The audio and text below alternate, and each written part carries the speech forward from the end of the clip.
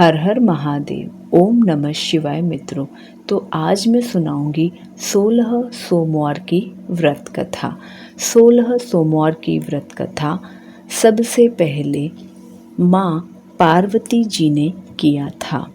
16 सोमवार का व्रत दाम्पत्य जीवन की खुशहाली के लिए और मनपसंद जीवन साथी पाने के लिए किया जाता है। ऐसी मान्यता है कि 16 सोमवार के व्रत का आरंभ सावन मास से करें तो यह और भी फलदायी होता है। पौराणिक मान्यताओं में बताया गया है कि 16 सोमवार का व्रत रखने का आरंभ सबसे पहले माँ पार्वती जी ने स्वयं किया था और उनकी कड़ी तपस्या और व्रत के शुभ प्रभाव की वजह से उन्हें भगवान शिव पति के रूप में प्राप्त हुए थे। एक बार शिव जी और माता पार्वती जी मृत्यु लोक पर घूम रहे थे।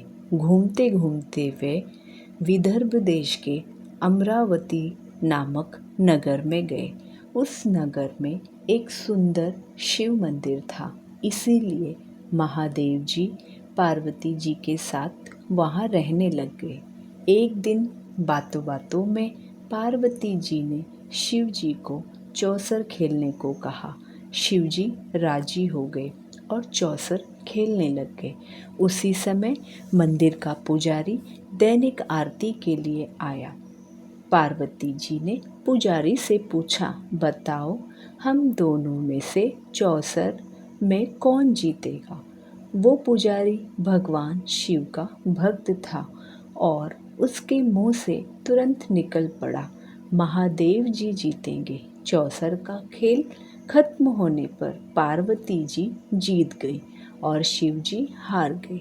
पार्वती जी ने क्रोध में होकर उस पुजारी को श्राप देना चाहा। तभी शिव जी ने उन्हें रोक दिया और कहा कि ये तो भाग्य का खेल है, उसकी कोई गलती नहीं है। फिर भी माता पार्वती जी ने उससे कोढ़ी होने का श्राप दे दिया। उसे कोढ़ हो गया। काफ़ी समय तक वो कोढ़ से पीड़ित रहा। एक दिन एक अप्सरा उस मंदिर में शिव जी की आराधना के लिए आई और उसने उस पुजारी के कोढ़ को देखा। अप्सरा ने उस पुजारी को कोढ़ का कारण पूछा तो उसने सारी कथा उसे सुना दी। अप्सरा ने उस पुजारी को कहा, तुम्हें इस कोढ़ से मुक्ति पाने के लिए 16 सोमवार व्रत करना चाहिए। उस पुजारी ने व्रत करने की विधि पूछी। अप्सरा ने बताया, सोमवार के दिन नहा धोकर साफ सुथरे कपड़े पहन लेना और आधा किलो आटे से पंजीरी बना देना। उस पंजीरी के 3 भाग करना। प्रदोष काल में भगवान शिव की आराधना करना। इस पंजीरी के 1/3 हिस्से को आरती में आने वाले लोगों को प्रसाद के रूप में देना। इस तरह 16 सोमवार तक यही विधि अपनाना। 17वें सोमवार को 1/4 गेहूं के आटे में चूरमा 1/4 गेहूं के आटे से चूरमा बना देना और शिव जी को अर्पित कर लोगों को बांट देना। इससे तुम्हारा कोढ़ दूर हो जाएगा। इस तरह 16 सोमवार व्रत करने से उसका कोढ़ दूर हो गया और वह खुशी खुशी रहने लगा। एक दिन शिव जी और पार्वती जी दोबारा उस मंदिर में लौटे और उस पुजारी को एकदम स्वस्थ देखा। पार्वती जी ने उस पुजारी से उसके स्वस्थ लाभ होने का राज पूछा। उस पुजारी ने कहा, उसने 16 सोमवार व्रत किए जिससे उसका कोढ़ दूर हो गया। पार्वती जी इस व्रत के बारे में सुनकर बहुत प्रसन्न हुई। उन्होंने भी ये व्रत किया और इससे उनका पुत्र वापस घर लौट आया और आज्ञाकारी बन गया। कार्तिकेय ने अपनी माता से उनके मानसिक परिवर्तन का कारण पूछा, जिससे वो वापस घर लौट आए। पार्वती जी ने उन्हें इन सब के पीछे 16 सोमवार व्रत के बारे में बताया। कार्तिकेय यह सुनकर बहुत खुश हुए।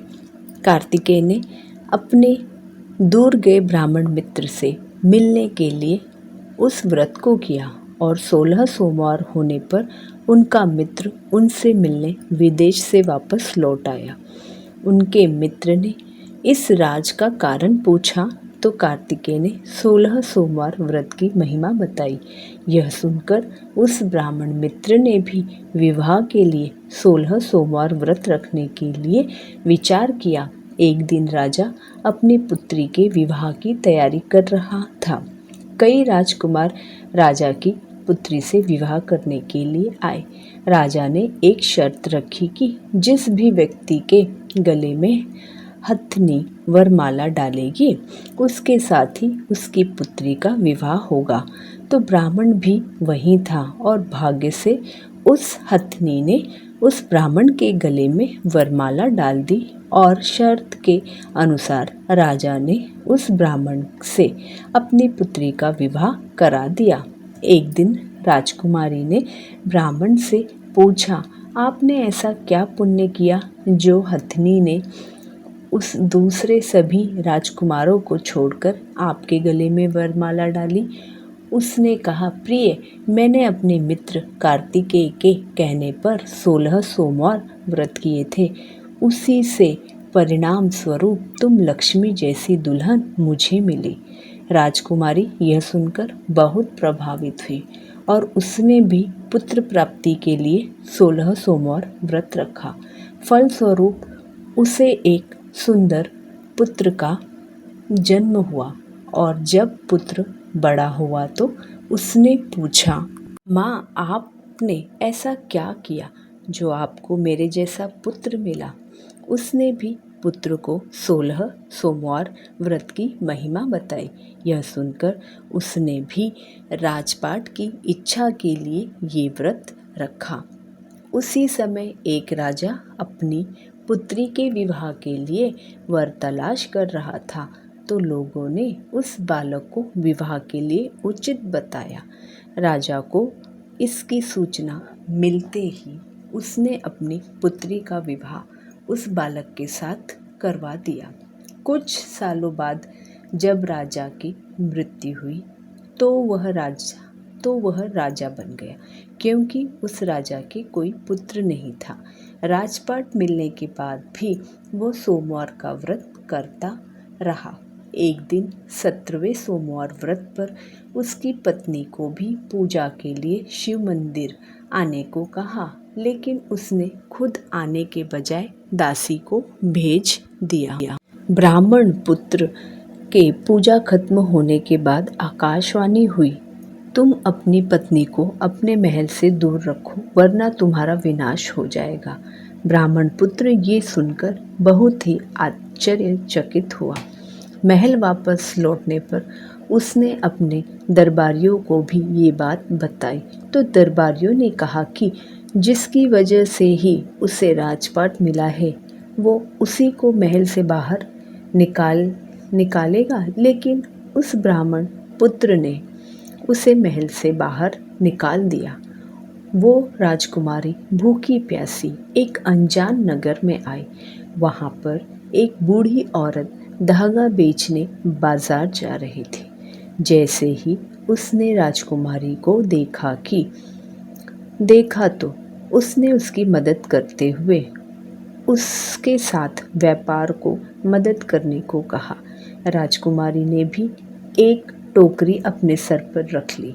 कुछ दूर चलने के बाद एक तूफान आया और टोकरी उड़कर चली गई।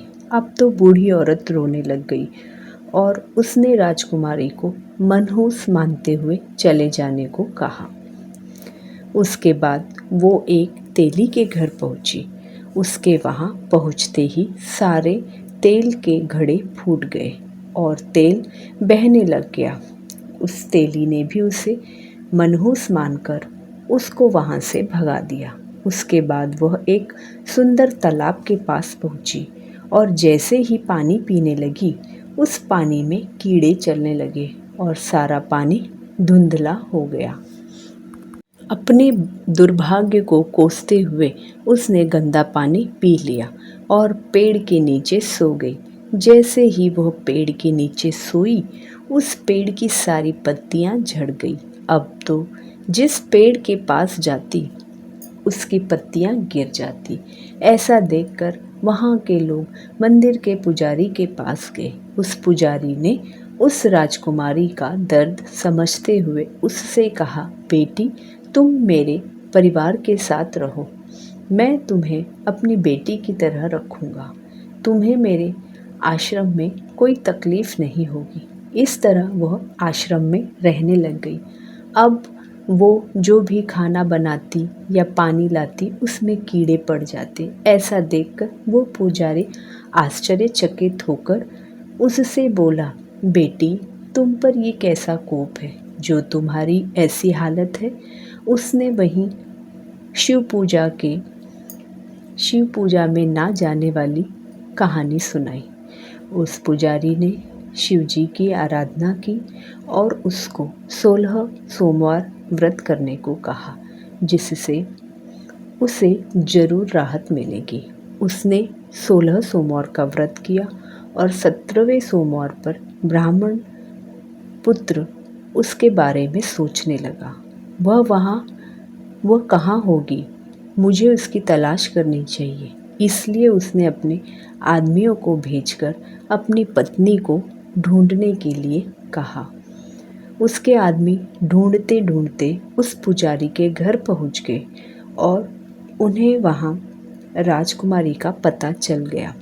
उन्होंने पुजारी से राजकुमारी को घर ले जाने को कहा, लेकिन पुजारी ने मना करते हुए कहा, अपने राजा को कहो कि खुद आकर इसे ले जाएं।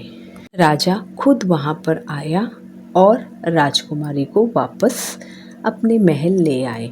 इस तरह जो भी यह 16 सोमवार का व्रत करता है उसकी सभी मनोकामनाएं पूरी होती हैं। बोलिए हर हर महादेव की जय। ओम नमः शिवाय।